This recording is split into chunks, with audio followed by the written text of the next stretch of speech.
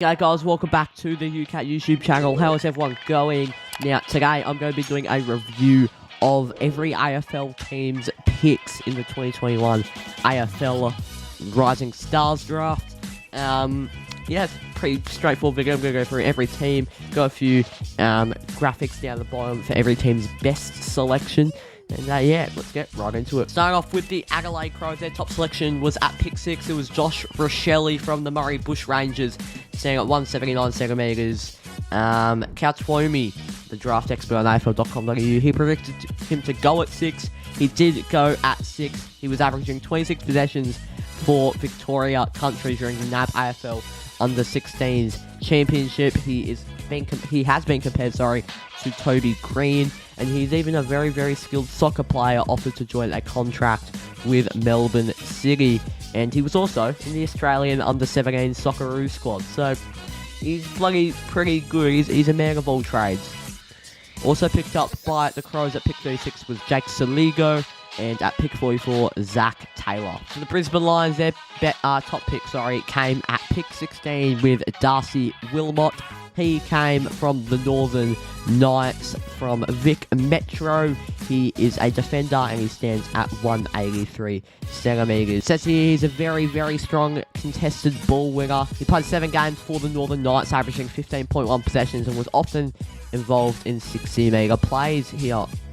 Yeah, all this information is coming from AFL.com.au, by the way, so don't quote me if I'm wrong. He was also inducted into the NAB League Team of the Year. The other picks they only got 2 others. At pick 20 was Kyle Lohman, and at pick 41, James Tunstall. Going to Carlton, they only had the 1 pick. He was from South Freo, the South Freo boy. I don't know why I'm holding this is Freo. But pick 27, Jesse Motlop, absolutely loved him. He's one of the contenders I wanted Freo to get if we had another pick there. We would have either got Goga or Motlop. I would have been really happy with either. Got Johnson, who slipped from about 10 to 21, I think, so I'm pretty happy with that. Get onto that later. Yeah, Jesse Motlop obviously coming from South Freo. He's a small forward, 177 centimetres, with really, really good performances in the NTFL and the Waffle. He had a draft combined time of 8.06 seconds for the AFL agility run, ranking him number 4 nationally, with also an 84 centimetre running vertical jump. Moving on to Collingwood, their top pick, obviously with the father-son rule at pick 4, they got Nick Dacos from the Oakley Chargers. He was already announced about a month ago, but officially he is now a Magpie. He's absolutely incredible. In the NAB League, he averaged 35.8 possessions and 2 goals. That is bloody ridiculous. He's a creative player who has very clean hands and wonderful vision. He reacts quickly to bring his teammates into the game. He's mostly a ground level player who keeps his feet and remains in the contest very often, and then definitely absorbing some experience from his father, Peter, and his brother, Josh. Also picked up by Collingwood was Arlo Draper, Cooper Murley, and Harvey Harrison. Now, coming from Essendon, their top pick was from pick 13. He actually cried when he got selected. He was a boyhood Essendon, from childhood, he's an Essendon fan. It is Benjamin Hobbs. Coming from Victoria Country, playing for the GWV Rebels. He's a medium midfielder who is a hard-edged beauty who excels one-on-one and consistently extracts the ball out of congestion. He was very, very consistent in the 2019 Under-16 Championships when he won All-Australian selection and Victoria Country's MVP. He was co-captain of the Victoria Country side at Under-19s level, and he showed his trademark ball-winning ability and zest, having 29 disposals to be among his team's best players. Also being with that co-captain role, he shows a really, really big glimpse of leadership. Also for Essendon, they got at pick 46 Alistair Lord, and at pick 50 Garrett McDonough. I don't know how you say his name. Now for the Freo Dockers, their top pick at pick 8 was Jai Miss. Really, really happy with this pick as a Dockers fan. 196 centimetres. He is a key tall forward for the Dockers that we so desperately need moving forward, with Josh Tracy, with Tabner and Lobb still being there over the next few years. Maybe not Lobb, but definitely Tabner. I think our forward line is going to develop really, really well. Also bringing in West Coast forward coach, very well renowned around the league, Jamie Graham. So that's going to be a really, really big step into Freo's forward future. Being a bit of agony in the forward line ever since the days of Chris Mayer and Matthew Pavlich. So a miss adding to the lineup of Tracy and Tabner is going to make for a really, really good future, as well as Neil Erasmus, who is a medium-sized forward/midfielder. I'm really excited about our forward future.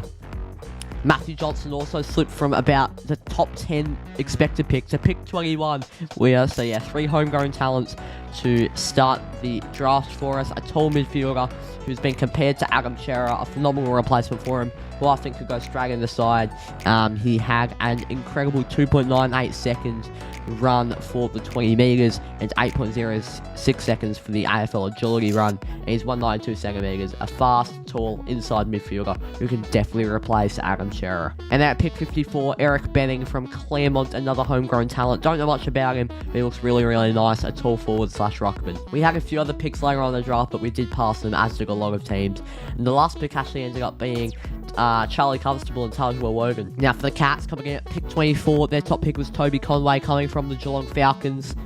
A 205 centimetre ruckman who continues to develop, growing taller. He is still growing, and he's 205 centimetres already. He won All Australian honours at the AFL Under 16 Championships in 2019 when he was only 197 centimetres. So in 2 years, he's made an 8 centimetre boost. Then at pick 25, Mitchell Nevitt. Pick 32, James Willis. Pick 48, Flynn Kruger.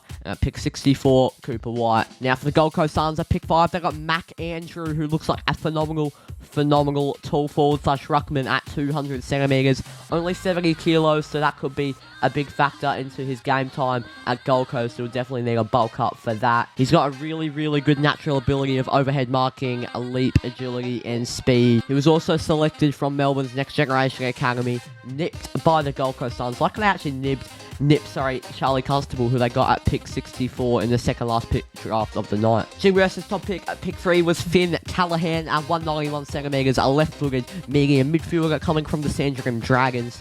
Comes from a sporting family actually, with his father representing Australia in the Commonwealth Games in the 400 metres, with his mother also competing in the National Youth Championships in long jump. Due to injuries, only just played the 6 matches in the NAB League, averaging 24.3 disposals, 3 clearances and 3.2 tackles, including 8 of those possessions being contested. Also for the Giants, they got Leek Aaliyah at pick 15, Josh Fahey at pick 42.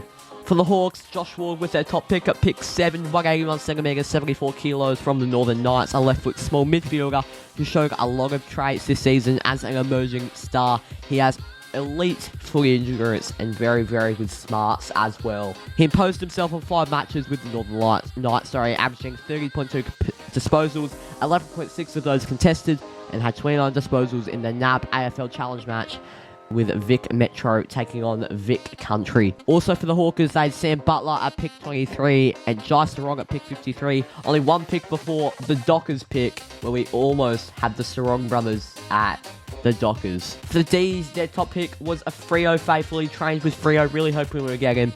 But at pick 19, the D's did get Jacob Van Rooyen from Claremont, a tall defender or forward standing at 193 centimetres, still growing. He was absolutely phenomenal in the AFL Challenge match for WA versus South Australia. He took 8 marks and 12 possessions in an eye-catching performance, and then swung forward in his final moments of the grand final curtain raiser at Optus Stadium. He's definitely drawing a lot of comparisons to West Coast star Oscar Allen, and I think he has a really, really good, promising future. At pick 39, they picked up Blake Howes, and at pick 65, they picked up the father-son of Taj Wowogan. North's top pick, it was the number 1 pick. It was Jason the Horn Francis, coming from South Adelaide, standing at 185 centimetres, a medium midfielder, absolutely phenomenal in the sample. He got a best-on-ground performance in the prelim of the sample with 24 possessions and 3 goals. He's just explosive. It looks like he has it all in his highlight package. I reckon he's got a bit of that Dusty X factor to him from what I've seen. And he can just do, when a team's down and they need an X factor, he goes bang, and that is Jason Horn-Francis for you. At senior level, he averaged 16.5 possessions, 4.2 tackles, and 3.2 clearances in 20 games at senior level. At pick 22, they also got Josh Goga, which is a phenomenal pick. Really, really good draft for North, with Paul Curtis coming at pick 35, Miller Bergman coming at 38, and Jackson Archer with the father-son coming at pick 59. Port Adelaide's top pick was pick 12. It was Joshua Sin, standing at 186 centimetres, coming from the Sandringham Dragons in Vic Metro. A really, really nice defender with a phenomenal acceleration and a really penetrating left foot. He had an injury interrupted year, missing the AFL Academy game with a hamstring injury before playing really, really well for Vic Metro against Vic Country. He recorded a sharp 2.98 seconds for the 20 metres at the NAB League testing earlier this year, and a time of 6:41 in the 2K time trial. Next up, pick 9, it's Josh Gibcus for Richmond, a developing tall defender who has emerged this year to be included in the Australian Under-18 Academy team. Blessed with an elite vertical jump, his intercept marking, aggressive spoiling are also both features of his rapidly developing game, with similar traits as Melbourne's Jake Lever. Also picked for the Tigers was at pick 17, Tom Brown, pick 28, Tyler Sonsi, and at pick 29, Samuel Banks, with also at pick 30, Judson Clark. The Saints' top pick at pick 11 was Nasiah Wanganeen Malera from Glenelg at 187 centimetres, a medium-sized midfielder who has had a phenomenal development season, which definitely impressed the scouts. A playmaker on the wing, he is both poised and composed with the ball in hand and uses his step through traffic and deft foot skills to create for his team and can take a one-on-one mark with his natural spring. He looks really, really good for South Australia versus WA, and that is really where the attraction came from. The Saints also got at pick 33 Mitch Owens and at pick 47 from their Next Generation Academy Marcus Winhager. Now coming up for the Sydney Swans, Angus Sheldrick came in at pick 18. From WA, playing for Claremont at 179 centimetres, a small midfielder whose attack on the ball is both strong and ruthless, with drawing comparisons to the Western Bulldogs' Tom Liberatore. He continued his sparkling form at under-18s level for his club, where he averaged 24.6 disposals, 6.4 clearances and 4.4 tackles, including having a phenomenal campaign in finals. He also had a phenomenal 20-metre sprint time of 3.05 seconds. Matthew Roberts coming at pick 34 for them, as well as Corey Warner at pick 40. Lachlan Rankin coming in at pick 58. For the West Coast Eagles, pick 14, they got Campbell Chesser, who's predicted to go in the 20s and 30s. It was a strange prediction for the Eagles coming from the Sandringham Dragons. A medium midfielder, I don't have too much to say about him, but it was a strange selection. As well as Brady Hoff coming from the Peel Thunder, another really, really high-ranked player. Higher number, like 80th, and they selected him at 31. Strange from the Eagles, as well as Rhett Bazzo, who I think is super underrated, and Jack Williams with Greg Clark as well. And last but not least, the Western Bulldogs at pick 2, they got the father-son of Sam Darcy, with Luke Darcy from the Oakley Chargers, a tall forward who can play down back or in the ruck, using his athletic attributes and skill set to a great effect. He kicked a phenomenal goal on his non-preferred left foot from the boundary line in the challenge match versus Vic County for Vic Metro. He only played 3 games for the Chargers, averaging 16 possessions, 6.3 marks and 6 sit-outs, as well as playing phenomenally for Scotch College. The Dogs also picked up at pick 43 Arthur Jones and at pick 62 Luke Cleary.